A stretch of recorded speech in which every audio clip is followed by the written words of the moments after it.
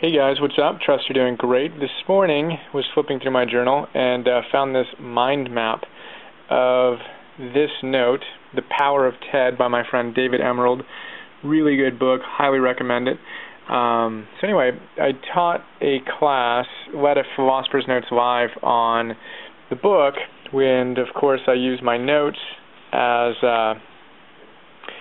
my guide for the 90-minute class that we have here in UBID, and so I go through my note and kind of identify how I want to flow through it, and then I also often create a mind map of it. And I'm not sure if you're familiar with mind maps, so I thought I would give you a very quick overview.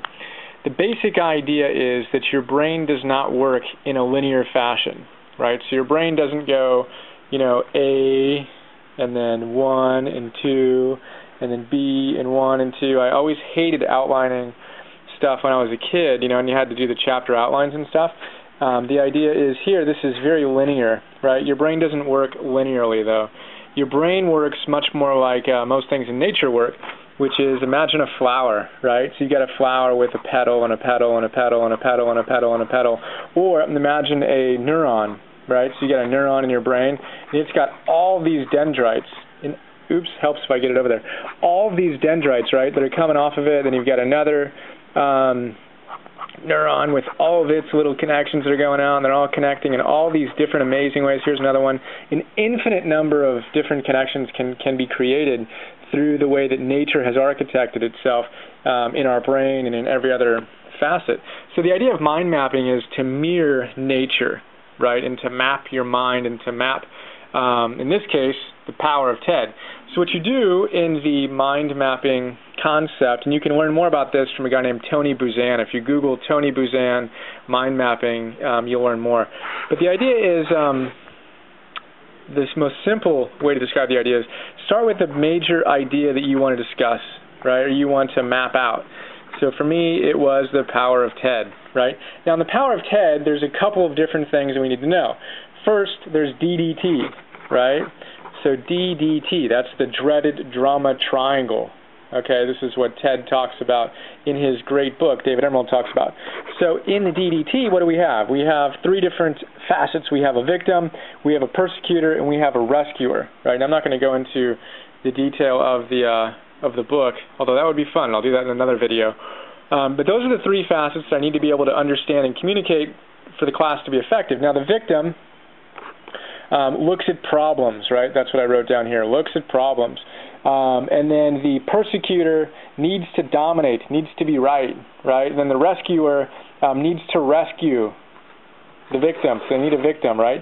So anyway, these are just the ideas that I put down in order to remember it. And the idea of mind mapping is you start with a central theme, and then you have ideas that kind of spring out of it, and you want to keep it as simple as you can. So you have one words, right? So DDT.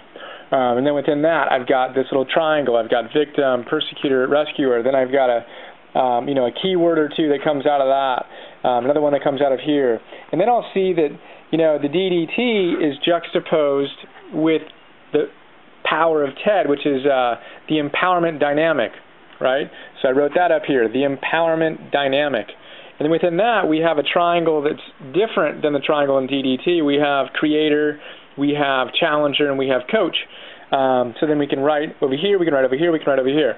And then going further into the note, and again, using this as my guide and my understanding of the book as a guide, what I want to understand and teach today is how to shift from DDT to the empowerment dynamic, right? So the shift occurs between a victim and a creator, between a persecutor and a challenger, and between a rescuer and a coach. And the question that you ask in order to shift is, what do I want, what's my intention, and is this person whole?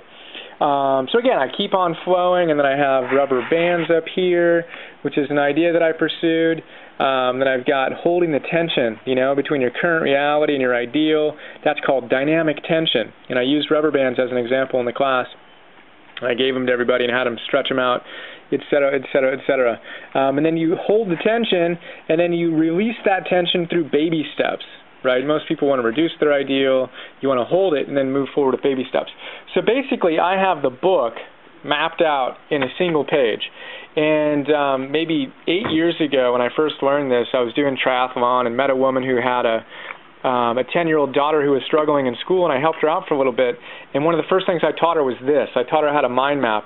And you can take a chapter. I remember working with her on a history chapter in her class. And what we did was we looked at the major parts of the book, or the chapter rather, and then pulled out the elements and made it fun. So she wasn't overwhelmed. You know, we looked at the pictures and the graphs and the charts and found the major things that were going on in that chapter, and then we mapped them out in a really fun way with the mind map. And her C's went to A's in weeks, and I went to the class and visited. She invited me to a special friends and grandparents day, and vividly remember the teacher coming up to me and saying to me, "What did you do?" But I taught her to believe in herself and gave her a couple of ideas. This was a big one. So mind mapping is huge. I use it all the time. I use it for my business ideas, if I have a creative challenge, marketing ideas, all kinds of different things. So I highly recommend it. So if you have something that's going on in your life, maybe start with, get out of this, you know, linear thinking mode, right? If everything's A, then this, then this, and this, and let your brain kind of expand, and just kind of doodle around and just see how different ideas extend themselves and connect to other places and all that good stuff. And again, you can learn more about it. There's a lot more sophisticated stuff you can do with it. But this is how I use it in a really simple fashion, and I thought I would share. So there you go. Power of TED, mind map. And now today, I'm going to do the science of being great. It's the class I'm teaching this afternoon, so I am going to go through this note and get clear on how I'm going to lead this discussion, and then mind map it as well. All right, trust you're doing great. Sharing more soon. Later. Can't forget the potato wedges that just arrived. Yeah, from Cafe. If you're ever in Ubud, Bali, go to Cafe. Organic, delicious food. All right, have a great day. Bye.